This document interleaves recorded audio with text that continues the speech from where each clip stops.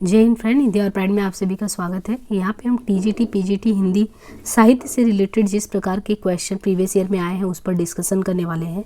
इससे प्रीवियस के वीडियोज में आपने देखा है जो टॉपिक हमने लिया है अभी तक चर्चा के विषय में, उसमें आदिकाल से रिलेटेड क्वेश्चन, भक्ति काल से, हिंदी साहित्य के इतिहास से, इन सभी मुद्दों पर हमने बात कर ली है।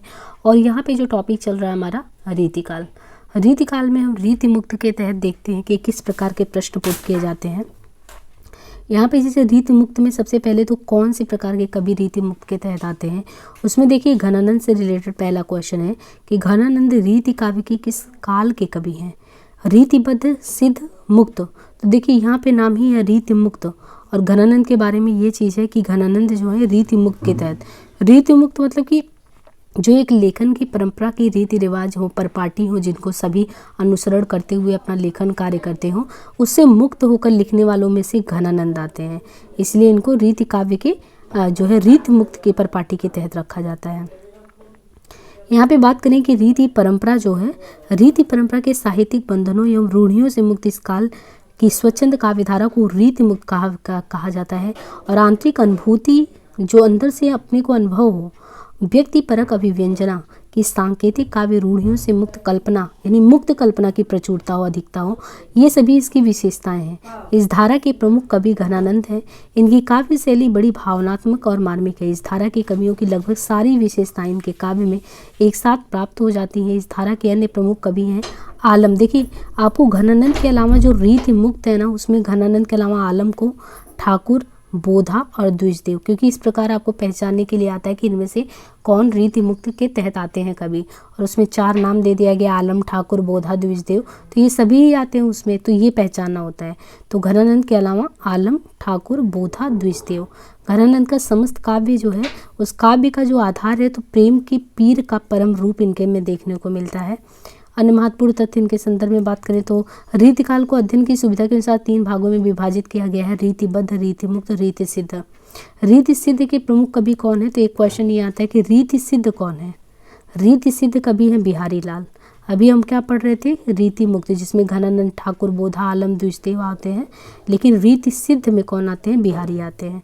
और रीतिबद्ध में जो रीति परिपाटी से बधे हुए कवि हैं उसमें कवि चिंतामणि, मतिराम देव, भिखारीदास, आचार्य कुलपति मिश्र, ये सभी आते हैं। घनानंद किस वर्ग के कवि हैं, तो घनानंद के बारे में अभी हमने पढ़ा। घनानंद जो है वो रीति मुक्त के तहत आते हैं। इनमें से कौन से कवि जो है रीति मुक्त के तहत नहीं आते हैं, घनानंद, बोधा, आलम, बिहारी, तो कौन ऐसे हैं जो रीति मुक्त के तहत नहीं आते।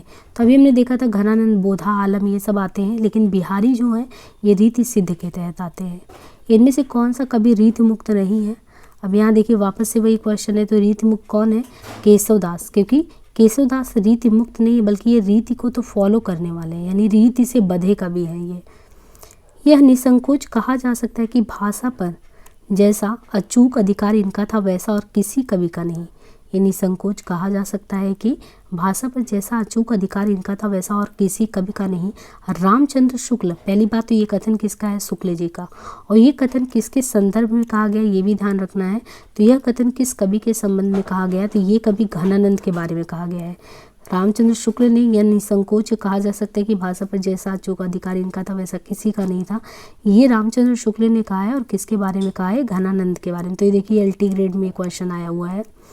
इससे ये आपको अंदाज़ा लगेगा कि इस चैनल पे आपको UGC नेट के लेवल का भी क्वेश्चन कराया गया है, और ये TGT PGT के सीरीज़ को हम कंटिन्यू कर ही रहे हैं। और जो असिस्टेंट प्रोफेसर लेवल के क्वेश्चन आते हैं उसकी भी सीरीज पैरेलल चल रही है।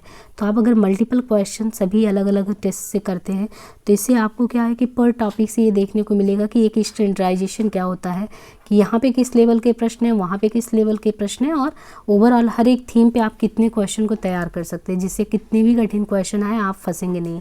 अब यहाँ पे देखिए जो आचार्य रामचंद्र शुक्ल, आचार्य रामचंद्र शुक्ल ने घनानंद के बारे में कहा है, यह निसंकोच कहा जा सकता है कि भाषा पर जैसा अचूक अधिकार इनका था वैसा और किसी कवि का नहीं। भाषा मानो इनके हृदय के साथ जुड़कर ऐसी यशवर्तनी हो गई थी कि उसे अपनी अनूठी भावभंगी के साथ साथ जिस रूप में चाहते थे उस रूप में मोड़ सकते थे। इनके हृदय का योग पाकर भाषा को नूतन गतिविधि का आभास हुआ और पहले से कहीं अधिक बलवती दिखाई पड़ी। जब आवश्यकता होती थी तभी उसे बधी प्रणाली पर से हटकर अपनी नई प्रणाली पर जाते।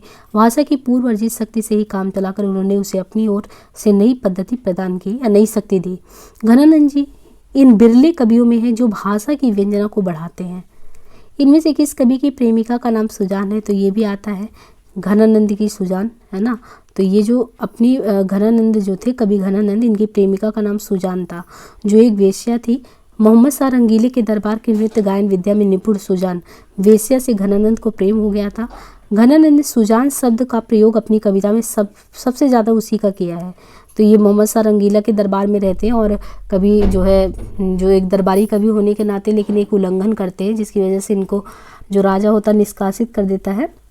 वहाँ पे इनकी प्रेयसी जो रहती है सुजान, तो इन्होंने सुजान के उसमें अपनी कविता में सुजान को बहुत जगहों पे स्थान दिया है। तो ये क्वेश्चन है, सुजान शब्द का प्रयोग किस कवि की कविता में सबसे ज़्यादा बार हुआ है? तो देखिए वही थोड़ा सा मूव कर दिया है क्वेश्चन को, सबसे ज़्यादा बार घनानंद की कविता में प्रयोग हुआ है। वियोग श्रृंगार का प्रधान मुक्तक कवि कौन है? तो वियोग के घनानंद हैं। वो अपनी प्रेयसी जो सुजान है उनको याद करते हैं, उन्हीं के आधार पर उन्होंने काफ़ी रचनाएं की हैं।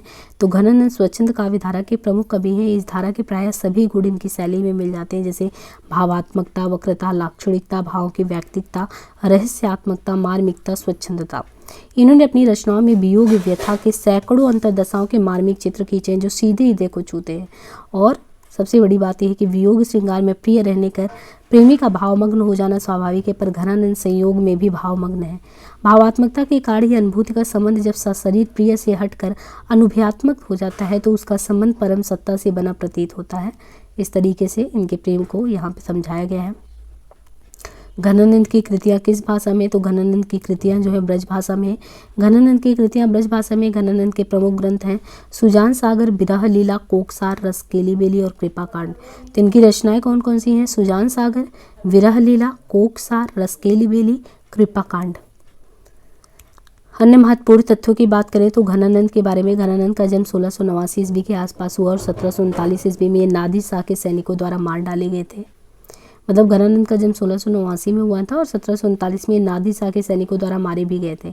ये प्रेम की मस्ती विशेषता वियोग श्रृंगार के, देखिए संयोग के नहीं थे क्योंकि इनका अपनी प्रेयसी सुजान से मिलन भी नहीं हो पाया था, तो ये प्रेम की मस्ती वाले थे, लेकिन ये वियोग श्रृंगार के कवि थे। शुक्ल जी के अनुसार प्रेम मार्ग का एक ऐसा प्रवीण और धीर पथिक तथा जवादानी का ऐसा दावा रखने वाला ब्रजभाषा का दूसरा कवि नहीं हुआ। तो ये शुक्ल जी जो है घनानंद के संदर्भ में कहते हैं। शुक्ल जी ने उन्हें लाक्षणिक, मूर्तिमत्ता और प्रयोग वैचित्र का कवि भी कहा। तो ये भी एक क्वेश्चन है, तो ये दोनों ही ध्यान रखना है। ये विशेषता वियोग श्रृंगार के कवि हैं, प्रेम मार्ग का ऐसा प्रवीण और धीर पथिक जवादानी का ऐसा दावा रखने वाला ब्रजभाषा का दूसरा कवि नहीं है, ये भी इनके बारे में कहा गया। शुक्ल जी ने उन्हें लाक्षणिक, मूर्तिमत्ता और प्रयोग वैचित्र का ऐसा कवि कहा। जैसे कवि उनके 250 वर्ष बाद छाया काल में प्रकट हुए। सुजान सागर के लेखक कौन है? घनानंद ठाकुर बोधा आलम। तो जो सुजान सागर है ये घनानंद के द्वारा लिखा गया है। लोग लागी कवित बनावत मोहितो मेरे कवित बनावत, इस काव्य पंक्ति के रचयिता का नाम क्या है? तो ये देखिए ये बहुत ही प्रसिद्ध पंक्तियाँ हैं, तो ये घनानंद के द्वारा पंक्तियाँ हैं। लोग लागी कवित बनावत मोहितो मेरे कवित बनावत, इस काव्य पंक्ति के रचयिता का नाम घनानंद है। और देखिए ये क्वेश्चन वापस से आश्रम पद्धति में फिर से आया, लोग लागी कवित बनावत मोहितो मेरे कवित बनावत, ये किसकी पंक्ति है? तो घनानंद की है। यानी वो क्वेश्चन अगर आप ध्यान रखते हैं तो किस तरीके से वही क्वेश्चन वापस से पूछा गया, ये चीज़ें ध्यान में हो। सुजान सागर के लेखक कौन है? तो सुजान सागर घनानंद के द्वारा है।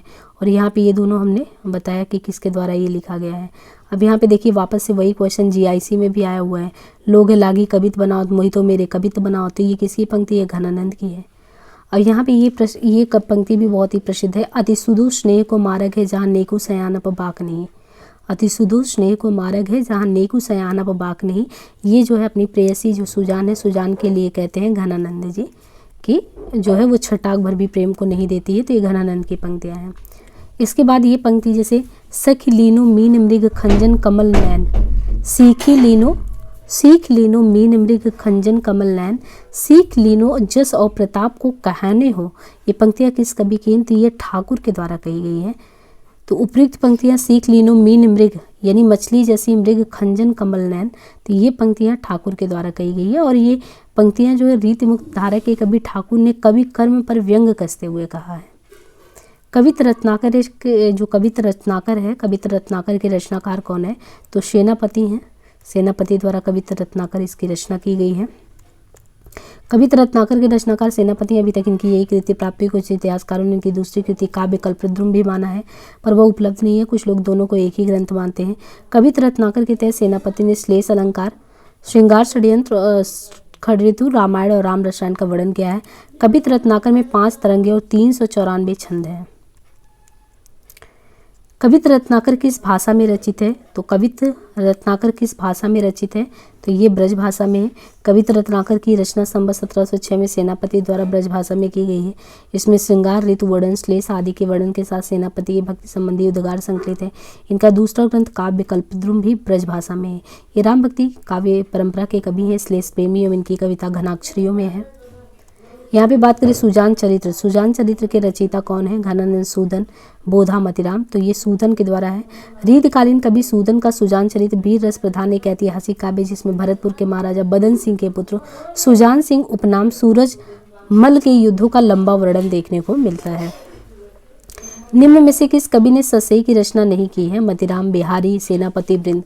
ससई की रचना की बात की जाए तो सेनापति ने जो है सतसई की रचना नहीं की। इनकी एक ही कृति कवित रत्नाकर है। तो यहाँ पे सेनापति ने सतसई की रचना नहीं की है, यानी सेनापति जो है ये नहीं की है। वृंद ने, मतिराम ने, बिहारी ने किया हुआ। तो सेनापति ने सतसई की रचना नहीं की। इनकी एक ही सेनापति की रचना वो कवित रत्नाकर है। और यहाँ पे अगर देखें क्रमशः और अन्य महत्वपूर्ण तथ्यों में, तो मतिराम द्वारा रचित प्रमुख ग्रंथ कौन है? तो मतिराम द्वारा रचित प्रमुख ग्रंथ में फूल मंजरी 1619, लक्षण श्रृंगार साहित्य सार रसराज 1633 से 43, ललित लाम 1661 से 64, सतसई 1681, अलंकार 85 का, ये 1690 में, वृत्त कौमुदी है 1701 में। बिहारी की ख्याति का मूल आधार उनका अन्यतम ग्रंथ जो है सतसई है। सतसई में बिहारी ने अलंकार, रस, भाव, नायिका भेद, ध्वनि, वक्रोक्ति, रीति, गुण आदि का ध्यान रखकर सुंदर दोहे रचे हैं। मुक्त परंपरा में बिहारी का स्थान शीर्ष है। वृंद की प्रमुख रचनाएं कौन सी है? वृंद की 12 मासा 1681, भाव 85 का 1686, नयन 25 1686, पवन 25 1691, श्रृंगार शिक्षा 91 और यमक सतसई 1706 में। 12 मासा में 12 महीने का सुंदर वर्णन मिलता है। यहाँ पे भाव 85 में श्रृंगार के विविध भावों के अनुसार सरस छंद लिखे गए हैं। इन्होंने सुख सागर तरंग नाम का ग्रंथ पिहानी के अकबर अली खां को समर्पित किया था। इस आधार पर इनका संवत 1824 तक जीवित रहना सिद्ध होता है। मतिराम द्वारा रचित ग्रंथ कौन सा है? तो इनमें से मतिराम द्वारा रचित ग्रंथ कौन सा है? तो मतिराम द्वारा ललित ललाम रचा गया है। रीति सिद्ध कवियों की बात करें तो रीतिकाल के रीति सिद्ध काव्यधारा के कवि कौन है? तो बिहारी हैं। रीतिकाल को रीति सिद्ध काव्यधारा के प्रमुख कवि बिहारी हैं। रीति सिद्ध उन कवियों को कहा गया जिनका काव्य के शास्त्रीय ज्ञान से आबद्ध था तथा वे लक्षणों के चक्कर में नहीं पड़े, परंतु काव्यशास्त्र का पूरा ज्ञान था। जैसे बिहारी के बारे में बात करें, जो रीति सिद्ध कवि हैं, एक होते हैं रीति से बधे हुए, वो बिल्कुल काव्य, लक्षण, ग्रंथ, संस्कृत, निष्ठता सब कुछ उनमें रहेगा। लेकिन यहाँ पे जो कवि बिहारी हैं, रीतिकाल के रीति सिद्ध काव्यधारा के वो प्रमुख कवि हैं। रीति सिद्ध उन कवियों को कहते हैं जिनका काव्य जो है वो काव्य का जो शास्त्रीय ज्ञान होता है, जो जानकारी होनी चाहिए शास्त्रीयता के ज्ञान की, वो तो उससे बधे हुए हैं, उनको वो पता है। लेकिन वे ज्ञान के चक्कर में या बहुत ही लक्षण ग्रंथों के चक्कर में नहीं पड़े हैं और काव्य शास्त्र का पूरा ज्ञान उन्हें होता है, वही रीति सिद्ध कहलाते हैं। उसमें बिहारी एक आते हैं। रीतिकालीन काव्य को 3 भागों में बांटा जाता है, रीतिबद्ध, सिद्ध और रीतिमुक्त। रीतिबद्ध काव्यधारा के कवियों ने काव्यशास्त्री परंपरा आदि का निर्वाह कर लक्षण ग्रंथों का निर्माण किया, जिसमें चिंतामणि, भिखारीदास, देव, मतिराम, पद्माकर ये सभी आते हैं। और रीति सिद्ध काव्यधारा के कवियों ने लक्षण ग्रंथ ना लिखकर लक्षण को ध्यान में रखते हुए लक्षण ग्रंथों का निर्माण किया, जिसमें बिहारी और रसनिधि हैं। बिहारी भी हैं, रसनिधि भी आते हैं। और जो रीतिमुक्त काव्यधारा के कवियों ने रीतिकाल की परिपाटी को त्याग कर स्वच्छंद रूप से श्रृंगार काव्य की रचना की, जिसमें घनानंद, आलम, बोधा ठाकुर ये सभी आते हैं। बिहारी रीतिकाल के किस काव्यधारा के कवि हैं? तो बिहारी जो है रीतिकाल के किस काव्यधारा के कवि हैं? तो इसमें रीति सिद्ध के तहत आते हैं बिहारी। निम्नलिखित में से कौन सा कवि रीतिबद्ध परंपरा में है? तो कौन सा कवि है जो रीति सिद्ध परंपरा में है? मतिराम। बिहारी किस धारा के कवि हैं? बिहारी किस धारा के हैं? तो बिहारी रीति सिद्ध धारा के कवि हैं। निम्नलिखित में से एक कवि ने लक्षण ग्रंथ की रचना नहीं की है। कौन एक कवि है? भिखारीदास, ग्वाल कवि, देव। तो इसमें से जो बिहारी हैं रीति सिद्ध के तहत आते हैं और ये लक्षण ग्रंथ पे नहीं ध्यान देते हैं, हालांकि इनको शास्त्रीयता का पूरा ज्ञान होता है, लेकिन ये ज़्यादा लक्षण ग्रंथ के चक्करों में नहीं पड़ते हैं। यहाँ पे देखिए दिया है कि दृग उर्झट टुटुत कुटुम जुरत चतुर चित्त प्रीति। दृग उर्झत टुटुत कुटुम जुरुत चतुर चित्त प्रीति, ये कथन किसका है? बिहारी जैसी तुलसी कबीर, तो ये बिहारी जी का कहना है। दृग उर्झट टुटत कुटुम जुरत चतुर चित्त प्रीति, परत गांठ दुर्जन ही ये दई नहीं या रीति। अर्थात आंखें उलझती हैं, परिवार टूटता है, पर चतुरों के हृदय का जो प्रेम है वो जुड़ रहा है, किंतु दुर्जनों के हृदय में गांठ पड़ रही है। ये कैसा विधान है? ये पंक्तियाँ बिहारी लाल जी की है। बिहारी ससई के बारे में कि उनके में दोहे कितने हैं? 500, 719, 718, 17, तो ये 719 है।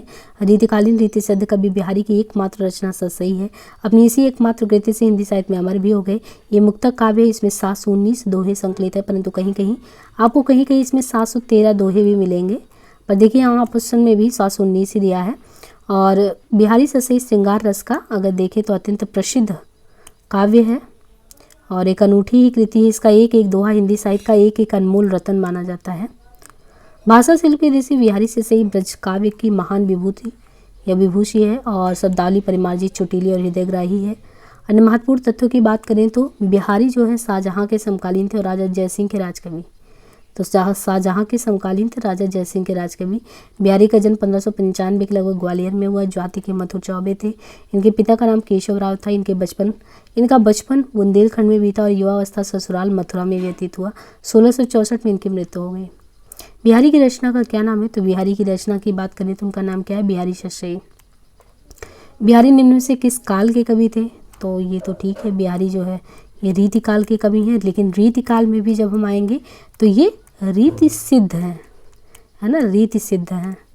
बिहारी ससई किस भाषा का काव्य ग्रंथ है? ब्रज भाषा, अवधी, खड़ी बोली, भोजपुरी। तो बिहारी ससई किस भाषा का काव्य ग्रंथ है? तो बिहारी ज़्यादा मधुरता में लिखा गया ना, तो इसमें ब्रज भाषा का प्रयोग बहुतायत रूप में हुआ है। रीतिकाल का वह कौन सा कवि जो अपनी मात्र एक कृति से हिंदी साहित्य में अमर हो गया? निस्संदेह वो व्यक्ति जो है बिहारी हैं, ससई लिखकर अमर हो गए। तो यहाँ पे अगर आप देखें तो यहाँ से अब जो है हमारा आधुनिक काल संबंधी जो है प्रीवियस ईयर का क्वेश्चन का जो है शुरू होता है। तो हम जो नेक्स्ट सेशन जो लेके आएंगे वो हमारा आधुनिक काल से संबंधित होगा। और यहाँ पे हिंदी आवर प्राइड करके डिस्क्रिप्शन में आपको लिंक प्रोवाइड किया गया है ना, वहाँ से आप इससे जुड़िए और जो भी PDF वगैरह है वो प्राप्त कर सकते हैं। बाकी जितने भी कंटेंट चैनल पे पढ़ते हैं या जो भी PDF हो गए वो सारे वहाँ पे मिलेंगे। तो मतलब एक तरीके से आप वहाँ पे टेलीग्राम पे रहेंगे तो लगातार अपडेट रहेंगे, तो इसके लिए आपको सुविधा होगी। तो प्लीज़ वहाँ से ज़रूर ऐड ऑन हुई। और आज के लिए इतना ही। बाकी नेक्स्ट पार्ट में हम आधुनिक काल संबंधी उस पर बात करेंगे। और इस सीरीज़ के साथ साथ आप पैरेलल जो है वो सीरीज़ जो हमने कंटिन्यूअस चलाया है असिस्टेंट प्रोफेसर वाला, उसमें बहुत सारे करीबन 118 वीडियो बन चुके हैं उस पर। तो उसको क्रमशः टॉपिक वाइज उसको करिए, तो इससे ज़्यादा आपको क्वेश्चन वहाँ सॉल्व करने को मौका मिलेगा। सो आज के लिए इतना ही, धन्यवाद।